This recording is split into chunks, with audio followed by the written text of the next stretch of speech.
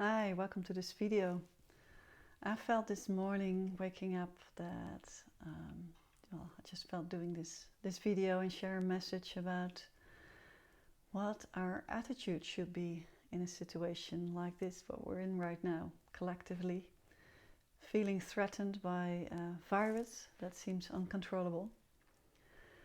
And in essence, this video will answer the question of what's been asked of us, of each and every one of us.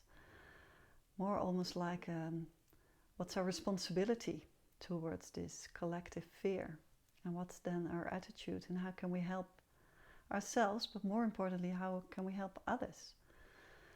And so the big question is, you can ask yourself, what do you choose in situations like this? Do you choose love or do you choose fear?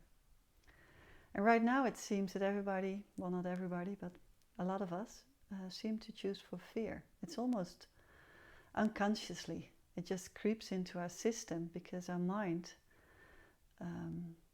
guides actually our body with a narrative that feels frightening, that feels threatening. So we hear a story on the news of a new case, and immediately our mind thinks like, oh, that might be a threat for us as well. That might be the new scenario.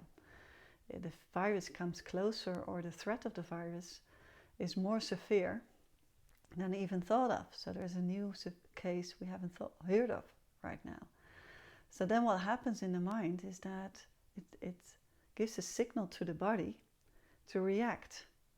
And our instinctively reaction, that's just a very programmed instinct in our system, is to get into a state of fight-flight modus.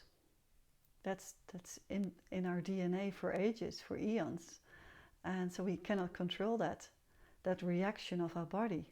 But what it does, it shuts down a lot of our vital system, or at least reduces its normal way of working, because all the energy goes to getting in this fight-flight status.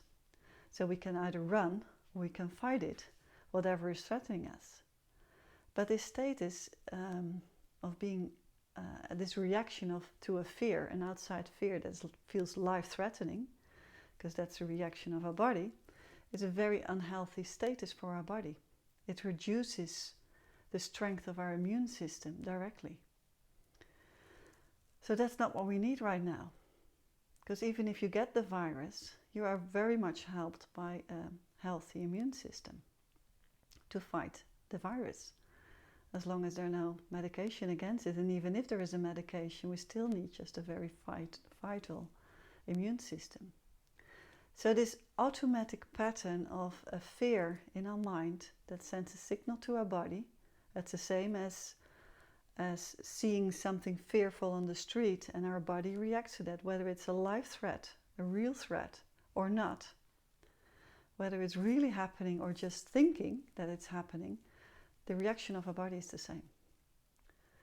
And because most of us are not aware of that reaction, I would like just to emphasize it here, that that's still happening in your system. And that's why it's so important to choose nowadays for love, a state of love. And then you might think like, well, what is love helping here? And what is that actually?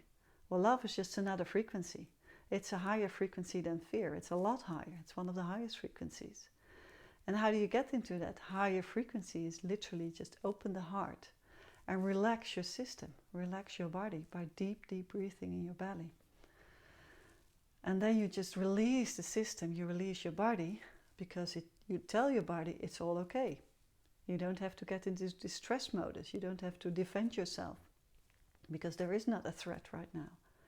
Not directly, immediate, in the moment right now, because that's what it's all about.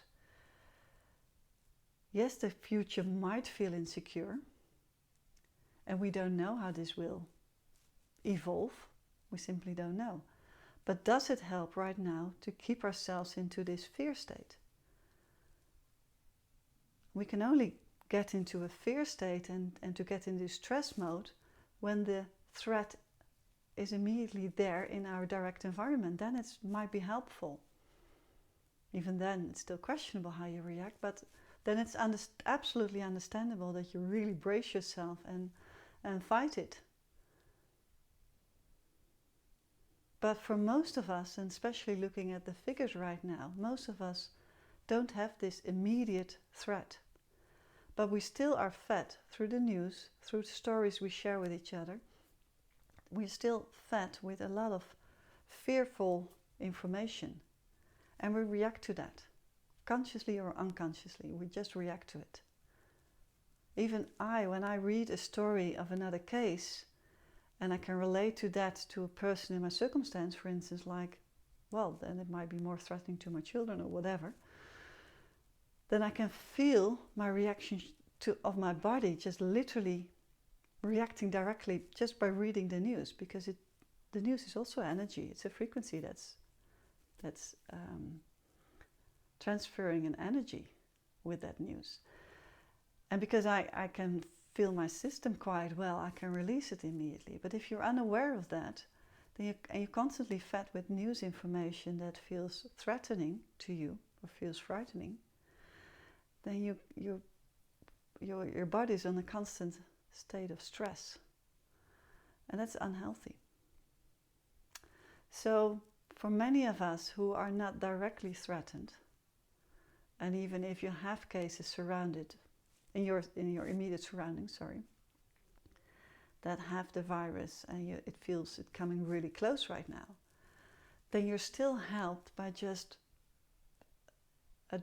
opening up to a higher frequency to strengthen your system and strengthen your immune system by trying to keep your frequency as high as possible, at least in neutral state. So this love state, open up to love, is just literally helping to raise your frequency and to help others. Because when you have a higher frequency, people around you feel more relaxed immediately. They sense that. Even if they're not aware of it, they sense it. Like you sense when somebody around you is in a state of fear, you can sense that. So the other way around works as well. And it might be somehow we as humans, and especially in our social communities, we kind of feel it's necessary to react the same way. It kind of feels odd to say like, well, I'm in a state of love and I'm helping you. It feels like off. Like, no, I have to address the same way and react the same way as everybody around me does, because that's apparently somehow asked of us. And if I act from a state of love, then I might feel like, oh, well, she's indifferent, or she doesn't really care, or she's like immune to this threat and she doesn't really understand what's happening. That's the reaction you get, because people don't understand the difference, what's happening under the surface, what's happening in our systems, and what's happening collectively. So opening up to this state of love is helping much more than anything else right now. And you don't have to tell people about it. You don't even have to share this. You don't have to advise other people to do this. You can at most share this video and people can make the decision for themselves. So you don't have to say like, well, just open up to love and then everything is all right, because it doesn't simply work like that. But for you, if you've been working with this path of self-realization, if you've been going through my programs, or if you're following teachers who are in similar subjects, because you're open to it, then this is the time right now to just open yourself to this higher frequency and help each other. And help yourself and help your immediate surroundings and environment and the people around you, your family, your children, your colleagues, your clients, your patients, whatever your role is, help them with this. Really be at service. Now is the time for all of us to just practice what we preach. Practice what we have been taught, and practice all the videos you might have been listening to about frequencies or about way of living life differently and changing your attitude towards life. Now it's the time to put it into practice. So practically, how do you do that? Open up your frequency and try to get into this state of love. And if you've never worked like this might sound a little bit simple to you, and it is. It is quite simple, but it doesn't make it less effective. So first of all, like as much as possible during the day, just try to pick every hour a moment, or at least every hour, a moment where you can just literally sit with yourself very consciously. Put your feet on the ground, feel where you're sitting on. You can even do that while you're working. But just take a moment for yourself. You can keep your eyes open. You don't have to keep your eyes closed so no one actually notices what you're doing. And put your hand on your belly and deep breathly into that area to relax it, to give space to that belly, to relax your system, because in the belly is where most of the fears are hiding. And that's where the signals are sending to your body to brace yourself. So that's where you need to breathe deeply into to relax that state of your belly, the solar plexus behind your navel. And then try to visualize or try to open your heart space. Just imagine it. Even if you don't believe it, just imagine it. And just keep deep breathing and be very, very conscious of the present moment. Just feel what's happening in your body. And when you feel a tension, just try to put your attention towards that tension in your body, that area, and just tell your breath to go there. And it will release some of the tension. And just do that for a few minutes or 1 minute, however long is possible considering the circumstance. And just do this deep breathing and opening up your heart and just relax, deeply relax. And that immediately raises the frequency of your system. Because a relaxed person feels different from a tensed person. So that is literally a higher frequency. And I call it love, because the highest frequency, if you constantly keep open your system and you've been trained like that for a while, or it's just very natural to you, like it's natural to any one of us, but you might have it more directly within you, or you can tap into it more directly than most of us.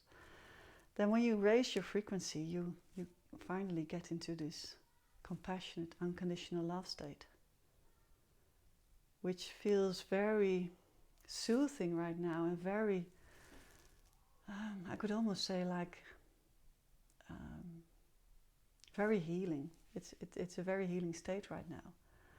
And it might still, again, it might feel like a weird reaction to the current circumstances where everybody is just confirming each other with, well, you must be frightened. It is threatening. Yeah, but we don't know how it goes. And we have these conversations with each other where we most of the time just confirm the fear more than that we confirm a positive outcome. And I find that very interesting, that people don't want to believe in a positive way, not so easily. They prefer to believe in a negative way, in a negative outcome. Just try to contemplate on that in itself, which is already so interesting, why people are now having a positive attitude are seen as something which is off and not the right way to react. But from me, a request to you, and especially if you've been in this path of self-realization and going through periods of deep consciousness, now it's the time to practice, and now it's time to put it into practice, to practice what we all preach, to practice what we believe in. Now it's the time to share this, to share what you've been working on, especially if you've been through programs like I've been sharing. And I'm still sharing. If you've gone through programs like that, now it really is the time to put it into practice and to be there for others, foremost. Because if you be there for others, you will be there for yourself as well. So you don't even have to think about yourself, just think about others. Think how you can serve this situation. Or how it can be of service, sorry. That's a better way of putting it.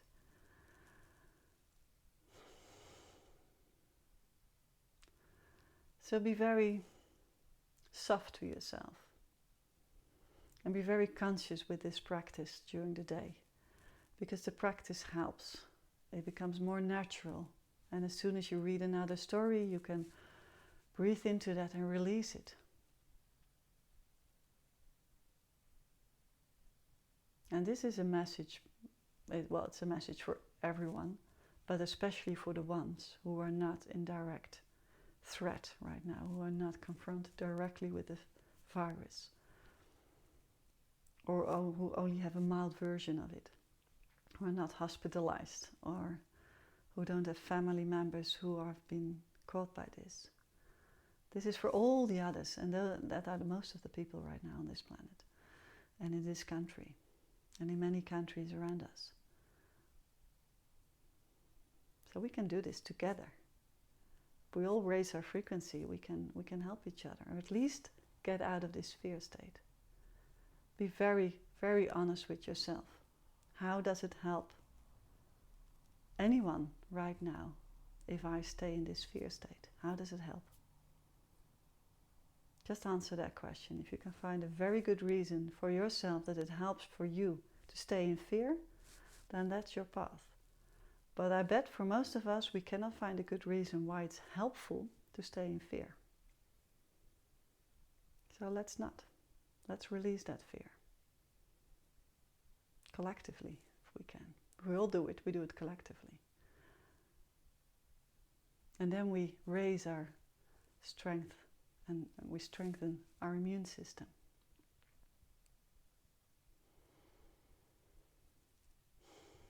Okay, I hope this helps. And of course, share it with anyone who thinks might be helped by watching this video. And I hope to see you another time. And if you have any questions, please leave them in the comments. Okay, see you.